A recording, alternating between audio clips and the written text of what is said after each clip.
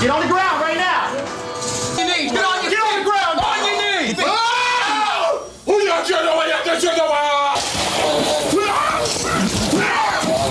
Hi there. How you doing, sir? Good, how are you? Good. My name's Officer Winters with the... You ready? Yep. Okay, you can relax. Why do you think it's tonight? Why do you think I smoke? I blew zeros, so now you're trying to think I smoke weed. For operating while intoxicated, okay? I'm not intoxicated. Crawl to me. Crawl this way. Put your hands down. Put your hands down right now. You got it? Let it go. Under the bed. There you go. Walk on your knees. Are any of these your cell phones? The video kicks off with a woman, visibly tipsy, being grilled by police officers in Ohio. She's caught red-handed operating a vehicle while plastered. The woman seems utterly puzzled about why she's being detained, asking the officers, "What are y'all taking me in for? Stick around, it's just warming up." Well, what did I do? Operating under the influence of alcohol or drugs or other. A belligerently intoxicated woman is arrested crashing a vehicle while transporting a patient with special needs. Kelly, I'm gonna have you step out with me. We gotta go. I know. I gotta get you out of here, though. No, you're not gonna do that. Kelly, we're not laying back down. All this before she blatantly, repeatedly flirts with first responders. Let me tell you something. What I would do to you. This will throw you for a loop. More details pour in about Kelly's day job at a residential service for special needs folks. She was officially on duty, transporting a patient when she rammed into a street lamp, showcasing a jaw-dropping lapse in both judgment and professionalism. The saga continues, and it's a doozy. The Ohio Valley Residential Services group home was transporting a special needs patient in a vehicle when she crashed. You had too much to drink, you just want to lay down. Okay. But she in the back seat of my car. Body camera shows officer speaking with Barton's co-worker, who was called to the scene after the crash. Buckle up for this roller coaster. Body cam footage reveals a conversation between officers and Kelly's co-worker, who arrived post-crash. The co-worker recounts the events, confirming that Kelly smashed into a lamppost. This external confirmation adds serious weight to the charges against Kelly. The next clip is a real facepalmer. The client is in the car and says she hit a lamppost in the middle of the street. That's what he said. Barton's co-worker says the patient in the vehicle says she hit a lamp post. I've been at work since 7 o'clock this morning. I don't know if she hit something in the middle or what, but Robert just keeps saying she hit a lamppost. Okay. This part is just bizarre. A bewildered officer phones his boss to narrate the oddball scenario unfolding. He details Kelly's responsibilities and her tipsy state upon discovery, emphasizing the danger to the special needs passenger. The next segment, it's a real head-scratcher. Do you know where she goes? Yeah, she's at the shelter on Reading Road. Your driver is somebody who stays at a shelter? My co-worker, she's a co-worker. But I'm the driver, that's my car. She in the back seat. No, I'm lady. talking about this one. This one, yeah, she stays in She the stays shelter. in the shelter. She just got Trying to figure out a way if we gotta get her home, we gotta I'll find get her. a I'll safe take her. place. This will tug at your heartstrings. The patient, named Robert, is found calmly seated in the vehicle while a sloshed Kelly sprawls in the back. The officer's interaction with Robert is notably gentle, highlighting their concern amidst the mayhem caused by his supposed caregiver. But hang tight, it gets even wilder. The patient she was transporting, Robert, sits in the front seat as Barton is passed out in the back. Robert. Client. Oh, how you doing, Robert? Got scared. She turned it up. That scratch smasher. Okay. This is just surreal. After much coaxing, officers finally get Kelly to exit the vehicle. She continues her flirtatious antics, tossing inappropriate comments around like confetti. This moment highlights her staggering lack of awareness of the situation's gravity. And guess what? It spirals even further. And that officers work to get Barton out of her co-worker's back seat. Kelly? Yes, sir. I need you to step out of the car for me, okay? We gotta do some stuff and then we're gonna see. Y'all want to do all this to me. Yeah, You we know like what? You look like the movie. Which movie? What y'all want to do? What I'm gonna do is I'm gonna ask you a few questions, okay? What? Come on over here. Ready for more antics? Kelly is finally led out of the vehicle and towards the police car. The officers are patient yet firm, clearly explaining the proceedings and ensuring she grasps the severity of her actions. This critical juncture aims to wrap up the chaos, but the drama escalates in the next clip. So go ahead and step out for me, all right? Kelly, I know you're tired. Here, hold my hand. I'm gonna get you out, okay? So I need you to come out with me, all right? Because we're gonna work together, okay? Yeah, come on, Kelly, please. I'm gonna get you these shoes, all right? How could this get any loopier? Kelly ends up in handcuffs as officers prepare to take her away. Despite her flirty demeanor and non-compliance, the officers stay professional, focused on processing her arrest safely. The outrageousness of her next move will floor you. Come on, Kelly. Finally, Barton gets out of the car. Just step out with me, okay? You just step out of this one, okay? Where my phone is? It's in your purse. What can I get my phone? You gotta come on out. You gotta come on out, Kelly, okay? I've been super nice. I need you to come out, okay? I need you to get out of this car car so that he can take this gentleman home. Okay. This test is just cringe-worthy. Kelly attempts field sobriety tests and fails miserably. Her inability to perform basic tasks combined with her relentless flirting clearly illustrate her impairment, cementing her DUI charges. But hold on, her reaction to the next development is priceless. Look at you, Landon. Hi, Landon. What's up? As officers ask Barton to participate in field sobriety tests. Look at him. I would do him in a way that he won't admit. Hey, look. You won't believe her reaction. As Kelly is formally charged and read her rights, she reacts with disbelief, continuing her inappropriate banter with the officers. This climactic interaction sums up the entire ordeal, underscoring her cluelessness about the gravity of her actions and the looming consequences. What comes next is just as outrageous. She yells out in disagreement.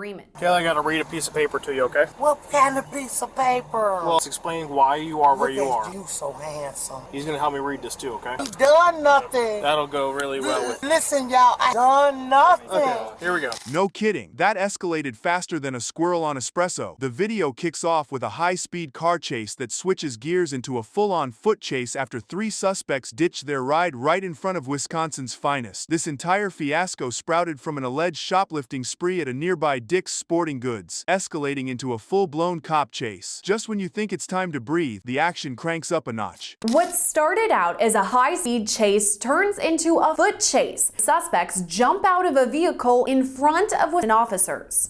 3 occupants. The entire incident stemming from an alleged retail theft at Dick's Sporting Goods. Strap in, because this ride gets wilder. It all starts on a crisp October 3rd in Wauwatosa, Wisconsin, just a stone's throw from Milwaukee. Local law enforcement gets wind of some shady business at Dick's Sporting Goods. They spot the suspect's vehicle and kick off a pursuit along the interstate, with the driver playing hardball and refusing to stop, cranking up the tension to 11. It all started on Wauwatosa, Wisconsin, just outside of Milwaukee. That's where police were tipped off about theft at an area Dick's Sporting Goods. An officer catch up with the suspect's vehicle.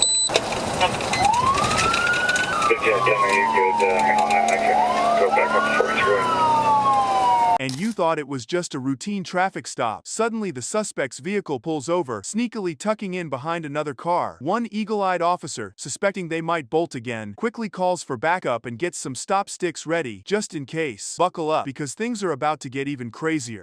After taking an off-ramp, the suspect stops on the side of the road. We're stopped right now, about 110 block of Capitol. I don't know if they're going to keep going. They're behind us. Ready for more action? Here it comes. With backup now on the scene, the officers hatch a plan. One stays put, ready to give chase if our sneaky suspects decide to make a run for it, while another officer tiptoes up to the suspect's car on foot. Keep your eyes peeled. These next few moments are key. 10-4. One just wants to set up sticks, just in case. Minutes later, another officer arrives on the scene. Do you want me to approach and then if they take off, you can go? Sure. How many occupants or anything? Maybe 2. Hard to tell at the tank. Is he set up yet? I didn't hear him say he was set up yet. You can cut the tension with a knife at this point. Approaching the suspect's car, one officer demands they roll down the windows. Despite his firm commands, the suspects sit tight, engines humming, ready to dash. The air's thick with anticipation as the scene teeters on the edge of further chaos. The other approaches the suspect vehicle on foot. 606 is going to approach. Their foot's still on the brake, and if they try to take off again, I'll Make announcements for them to roll down their windows. Driver of the Camry, roll all your windows down now. Driver of the... It's like watching a suspense thriller, but live. The officers keep the lines open, staying on their toes as they deal with the non-compliant suspects, who seem to be plotting their next move. The strategically placed stop sticks are a silent threat lurking just out of sight. Just when you think it's calm, the storm brews anew. 146. Zach, we're not getting compliance with the driver to roll the windows down. Foot still on the brake. As officers remain ready for the suspect to speed off. 146 to 606. I just saw the front wheels move. You want to grab my sticks and try and slide them under the car? Yeah. On driver's side, in case they try and take off? Another officer brings out stop sticks. Grab your popcorn, because this is about to go full blockbuster. In a flash, the driver slams the car into reverse, attempting a daring escape. The police spring into action, unleashing another heart-pounding car chase as the suspects zigzag through traffic, barely giving the cops a moment to blink. You'll want to see how this pans out. That the driver throws the car in reverse and starts to take off. The officer behind the car is still ready for a chase, speeds off after the suspect's car. Reverse! 146 vehicle's taking off again. The suspect weaves in and out of traffic. Contact. And 146 vehicle's taking off again. Just when you think they're running out of steam, the chase hits a fever pitch as the suspect's car accelerates to 90 mph, blazing through a red light. But then, plot twist, smoke begins billowing from the car, and a tire gives way. The suspects make a break for it on foot, leaving their smoking ride behind. Stay tuned, the chase is far from over. The suspect even tops 90 miles per hour and runs a red light. 146, Crown Capital, approaching 9th red light. Car starts smoking and appears to have lost a tire. That multiple suspects hop out and sprint away. Can you believe this chase? On foot now, the cops spread out, hunting down the suspects who've decided to make a desperate dash for freedom. One gets nabbed near a garbage can, thanks to the keen nose of a police canine, while the others scatter into the neighborhood. The climax is near, and you won't want to miss it. And foot bail, 3 occupants. Dash camera video shows the officer rush from his squad and call for the remaining suspect to get down. Well, I got one occupant down on the ground. That's when the chase continues on foot. Catch your breath, because here's the wrap-up. The apprehended suspect, now identified as Dariana Anderson, isn't exactly chatty with the cops. Despite the mayhem, officers managed to cuff her and escort her to a squad car without any more drama. As they wrap up, there's a sense of relief, but you just know there's more to the story. When asked, Anderson doesn't tell the officers her name and instead just asks for water. What's your name? What's your name? Can I get some water? Okay, I just want to make sure. I see that the top was ripped. You get bit by the dog at all? Anywhere? No? Okay. I just want some water. Okay, we'll take care of that in just a second. You didn't get bit, that was already there. My knees is hurting. Of course. All right. Can you believe this just popped off? Tavan Galanakis, a 19-year-old college athlete, gets the bombshell dropped on him by a police officer that he's being arrested for operating a vehicle while intoxicated. This is all going down despite his adamant protests of sobriety. You'll want to stick around to see how this escalates. I'm placed under arrest for operating while intoxicated, okay? I'm not intoxicated. An Iowa teenager is suing his hometown, where he says he was arrested for an OWI while he was completely sober. You know, when he accused me of being drunk, that's when I got really confident because I knew it was going to go one way and it was going to go my way. And here's where it gets spicy. The saga kicks off as Galanakis, a fresh-faced freshman at William Penn University and a promising wide receiver for the school's football team, heads back to his hometown of Newton, Iowa. He spills the beans about just watching football with buddies and having to use his high beams because one of his headlights went kaput during a particularly dark and stormy night. Brace yourself.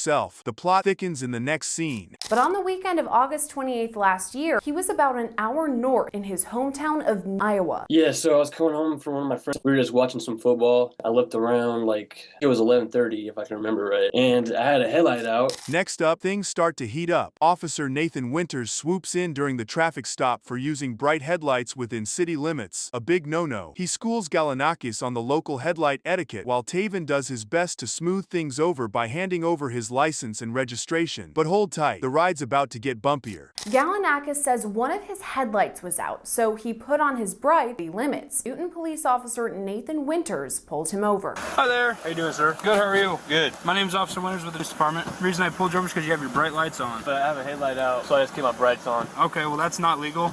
This is where the drama ramps up a notch. After being flagged down, Galanakis senses a shift in the atmosphere as Officer Winters starts getting all bristly and immediately grills him about any boozy breath. Tavan denies any drinking, trying to keep cool under pressure. Watch closely. The situation's about to bubble over. So then once he pulled me over, he began to be really hostile. And I could tell by the way, like right when he got to my window, just asking me if I had anything to drink right away. So it was just one of those things I was like, it's going to be like that. So, you know, I try to keep my calm, keep my cool. Where are you coming from? House. Okay. Anything to drink over there? Diving deeper into the drama, Galanakis is asked to step out and park his chewing gum on the dashboard. A quirky request, right? The officer then prods about weapons or drugs, and Galanakis assures him he's clean. Trust me, you'll want to see how this tension unfolds. After that, he's asked to get out of the vehicle. All right, that'll work. I'm gonna have you hop out with me, okay? Or on or off. Do me a favor, put your gum on your dash there. Officer Winters then asks Galanakis whether he has any weapons or drugs on him. Hold the phone, because things just took a turn for the awkward. Galanakis gets asked again about his drinking habits and accidentally drops a line that sounds, well, let's just say, easily misunderstood. He clarifies it was about taking the breathalyzer, not anything untoward. The reaction is priceless. Don't miss what comes next. How much have you had to drink tonight? None. I've had nothing to drink. Okay. Why would your eyes be watery and bloodshot. When I told him that, I said, hey, blow me. And then he turned it into something sexual right after that, so. Just when you think it couldn't get more intense, it does. Galanakis pushes for a breathalyzer to prove his sobriety, but Officer Winters insists on some roadside gymnastics first. Despite Taven's attempts to follow the dance steps, he's critiqued for not acing the routine. You won't believe how this plays out. Doing all these damn tests, let's blow. Let's get to business. But first, Officer Winters asks Galanakis to perform a field sobriety tests. Can you see my finger clearly? Yes, sir. Okay. Yep. Okay. I know the drill. All right, so I want you to put your left foot on the line. Take your right foot, put it in front of your left foot, with the heel of your right foot touching the toe of your left foot, just like this, okay? But when Galanakis performs a walk test, Officer Winters can be heard saying he's not following directions. All right, let's see how this twist unravels. After what feels like an eternity, the breathalyzer finally makes its grand entrance. The gadget shows 0 booze, but the officer switches gears to quiz Taven about possible drug use. Just when you think it's all clear, well, keep watching. Officer Winters finally performs a breathalyzer test. All right, what I want you to do is make a tight seal around this and blow outwards like blowing up a balloon, okay? Ooh. All right. You ready? Yep. Okay, you can relax. So I'm going to read you Miranda. Right now you have the right to remain silent. Anything you say can and will be used against you in a court of law. As if the plot couldn't thicken any further. Spoiler alert, it does. Despite blowing a solid 0, Officer Winters can't shake the notion that Galanakis might still be flying high on something other than life. He sticks to his guns about impairment signs, but the real kicker is just around the corner. I do not remember that. Tonight? Okay, well I think it's tonight. I've had no weed tonight. What? Why do you think it's tonight? Why do you think I smoke? I blew 0, so now you're trying to think I smoke weed. You can't do that, man. You really can't do that. Absolutely I can. Is he allowed to do that? Yes, he is. So I blow 0 and you suspect drugs now. Officer Winters again tells Galanakis he shows signs of being impaired. I would, during my field sobriety, it's indicative of impairment. Fasten your seatbelts for this doozy. Galanakis ends up cuffed and carted off to the station despite proving his lungs are alcohol-free. He later finds out from a pro that he's as sober as a judge. The aftermath and his response are must-see TV. For operating while intoxicated, okay? I'm not intoxicated. Sir, I'm not intoxicated. I blew 0. So I ended up getting put in cuffs because I blew 0s, and I get taken back to the department, and at that point, you know, it's real life. It's not a prank. Galanakis is taken to the Newton Police Department where he continues to maintain his sobriety. For our grand finale, Taven takes to social media, turning his nightmarish ordeal into a viral sensation, sparking major chit-chat in his hometown about similar police encounters. Fueled by the court of public opinion, he files a lawsuit against the Newton PD for playing fast and loose with his civil rights. You just can't make this stuff up. Stay tuned to see how this community reacts to the unfolding drama. I really started getting inboxes on Facebook, Instagram, and all of that, not from lawyers, but from people that wanted me to talk to their lawyers. So it was just like maybe the lawyers' family members. Galanakis filed a lawsuit in U.S. District Court for the Southern District of Iowa against the city of Newton and the police department. The court documents allege Galanakis' civil rights were violated and that the department is guilty of false arrest. Dispatched to a restaurant where a man is reportedly acting violently, officers discuss the situation briefly, highlighting the urgency as they approach the venue. Just watch how the tension builds next. Come on. That is a stupid question. Keep going. No actual question. I ain't bothering nobody. I ain't killing nobody. I want to hear it. Hey, you got 65-12. Hey, bro, you gotta go, dude. Shoot, ain't no forearm. Step it up. This escalation is shocking. The officers arrive at the scene and confront the belligerent man, instructing him to leave the premises immediately. Tension escalates as the man resists, leading to a terse exchange of words. But hold on, it escalates further from here. Get on your knees, man. Get on the ground, man. On the ground. Unbelievable, isn't it? The confrontation continues with the man holding a glass, posing a danger. Officers repeatedly instruct him to put the glass down, which he eventually complies with, slightly easing the tension. You won't believe what's coming next. Put the glass down, dude. Put the glass down. Put the glass down. Put your hands back. Put it on your back. Get on the ground right now.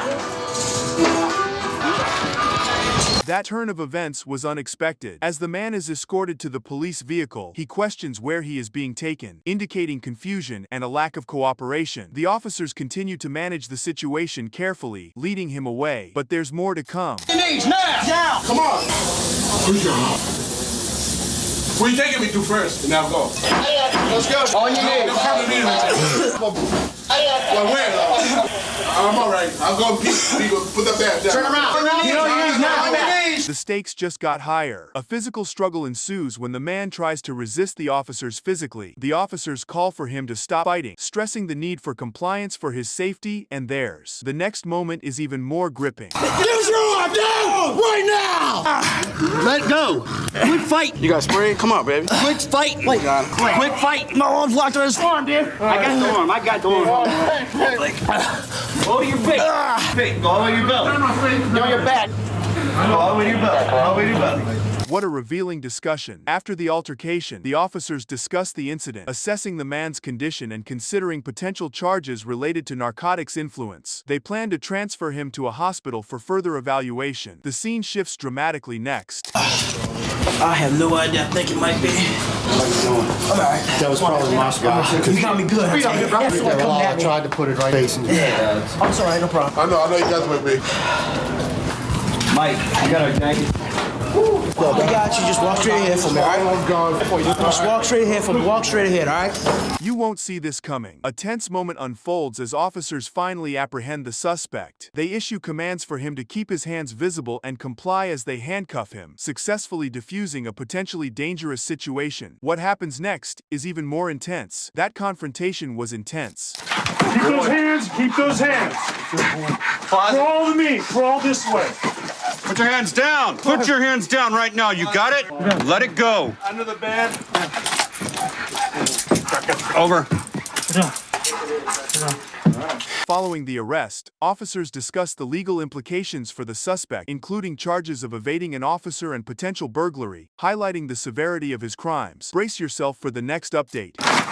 There you go. Walk on your knees. Are any of these your cell phones? All right. Thank you for finally coming forward. When I started to get this sense that you didn't want to let me in your house, and that's why I started talking about it. There'd be a guy with a gun inside. I had a really good suspicion that he was in there. How were you feeling at that time when he was in there? Petrified. I mean, did he threaten you guys in any way? Or? He said you better be quiet. This outcome is staggering. The captured suspect, now identified as Andrew, faces potential parole violation and additional charges. Officers outline the legal consequences he may face, emphasizing the gravity of his offenses. The drama escalates in the following moments. All right, Andrew. He's an active parolee right now. He's probably going to be violated for his parole status. He's got an active domestic violence charge against him at this point. They initiated pursuit on the freeway, so they've got him for evading a peace officer on the freeway, charging into the residence. That's a good burglary right there because he was unwanted, and held him against their will for a good false imprisonment charge. Can't look away now, can you? Another case unfolds where officers respond to a tip about a parolee selling methamphetamine. They confront the suspect, leading to a tense moment where they find the drugs after a brief struggle. The next part is crucial. Don't miss it. Okay. Take a deep breath. Okay. I'm going to have you roll over on your stomach. Look, I'm going. Take a deep breath. Roll over on your stomach on 3. Okay. 1, 2, 3. Okay. Get that hand back. Get that hand back. Get that hand back. Oh, okay. Oh. Get your breath and roll over on your butt. This discovery changes everything. The episode concludes with officers discovering a stolen gun in another suspect's possession. This discovery adds to the severity of the charges, as possession of a firearm by a parolee could lead to significant legal repercussions. See how they handle this in the final clip. Spread your feet. Spread your feet nice and wide.